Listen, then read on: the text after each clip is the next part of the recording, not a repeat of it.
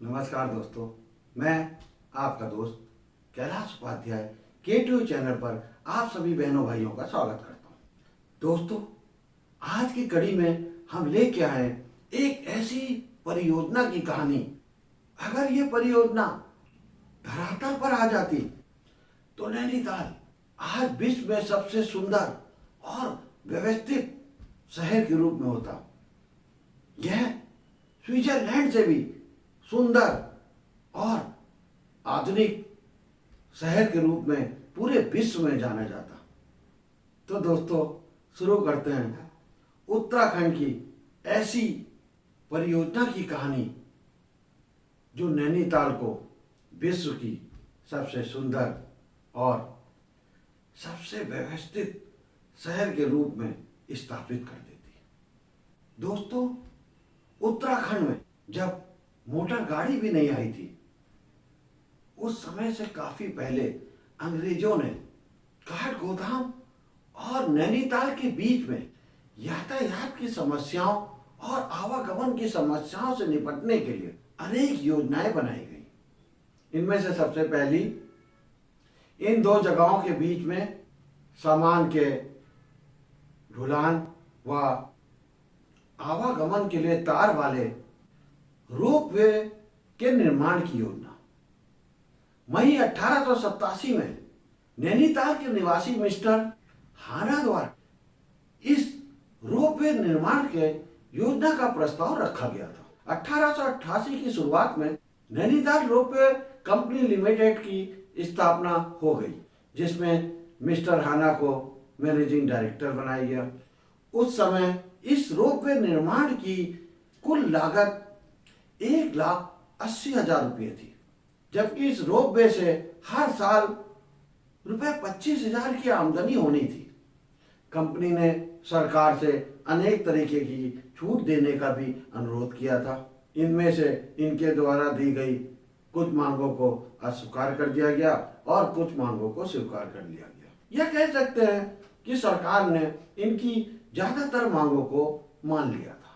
Company को मार्ग का अधिकार, मुफ्त पानी की सुविधा और कंपनी को 10 एकड़ की जमीन मुफ्त में देने की मांग मान ली गई थी और इसके बदले सिर्फ 1 रुपया किराया दिया जाना तय हुआ था। अप्रैल 1890 में बोरी के समीप मशहूर बैंकर लाला दुर्गालाल शाह से एक प्लाट खरीदा गया और रोपवे के निर्माण कार्य शुरू कर दिया गया। बहुत जल्दी इस बात पर भी संदेह व्यक्त किया जाने लगा कि कंपनी का डायरेक्टर रोपवे का काम पूरा कर पाएगा कि नहीं। जुलाई 1890 में कंपनी के 2 डायरेक्टरों ने कंपनी के शेयर धारकों को बतलाया कि इस योजना को पूरा होने में कुछ संदेह है। इसके बाद मिस्टर हाना से कहा गया कि वह निर्माण कार्य की अपनी सुनियोजित योजना को उन लोगों के सामने प्रस्तुत करें। उन्होंने इस कार्य के लिए कुछ समय मांगा ताकि वो इंग्लैंड जाकर इस योजना के संबंध में कुछ विशेषज्ञों की राय लेकर अपनी इस योजना को और मजबूती के साथ प्रस्तुत कर सके। उन्हें इसकी इजाजत दे दी गई और वो विशेषज्ञों की राय लेने के लिए इंग्लैंड चले गए और इस बीच उनकी इस योजना के निर्माण कार्य को कंपनी द्वारा रोक दिया गया। कई दिन बीत गए, मिस्टर हाना की तरफ से कोई प्रस्ताव नहीं आया। कहते हैं इंग्लैंड जाने के बाद उनकी मानसिक स्थिति ठीक नहीं रही और वो बीमार पड़ गए तथा वे काम में अक्षम हो गए थे। रोपवे के कार्य को मिस्टर हाना के बीमार होने की वजह से बहुत बड़ा धक्का लगा था। अंग्रेज सरकार ने अपनी तरफ से पूरी सहायता की थी, पर जनता का विश्वास इस योजना से डगमगाने लगा। मिस्टर हाना के बाद कंपनी का कोई भी व्यक्ति इस योजना को पूरा करने के लिए आगे नहीं आया। कंपनी ने अपने आप को दिवालिया घोषित कर दिया। सरकार द्वारा उसको दी गई जमीन वापस ले ली गई।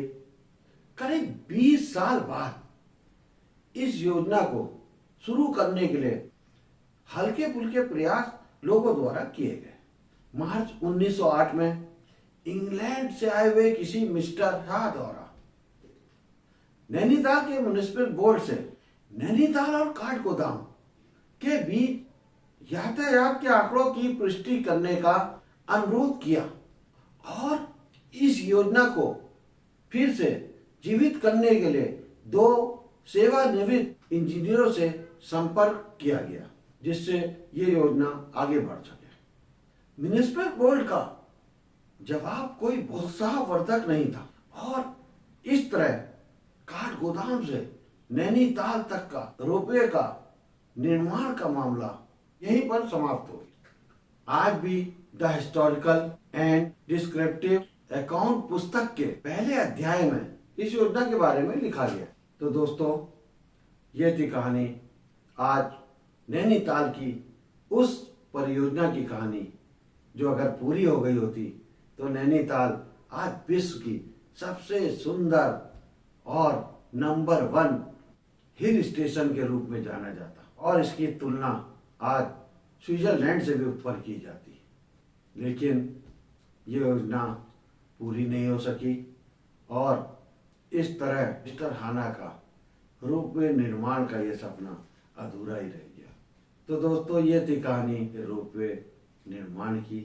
कैसी लगी आपको कहानी हमें जरूर बताइएगा। उत्तराखंड की संस्कृति, कहानी, किस्सों और महान व्यक्तियों के बारे में लोगों को बताना हमारा मुख्य उद्देश्य है। हम लोग चाहते हैं ये कहानियाँ अधिकतर लोगों के बीच में पहुँचे, जिससे उत्तराखंड के बारे में लोगों को जो जानकारियाँ नहीं प्राप्त है वो भी उनको इस कहानी किस्सों के माध्यम से मिल सके। इस कार्य में आप भी हमारे सहयोगी बन सकते हैं। आप इस कार्य में सहयोग देने के लिए हमारे चैनल को सब्सक्राइब कर सकते हैं तथा शेयर और लाइक करके काफ़ी लोगों तक इन कहानी किस्सों को पहुंचाने में हमारे सहयोगी बन सकते हैं। अगली कड़ी में एक नई कहानी, एक नए किस्सों के साथ आपके सामने फिर हाजिर होऊंगा। तब तक के लिए अपने दोस्त कैलाश उपाध्याय को आज्ञा दीजिए। नमस्कार, जय हिंद, जय भारत, जय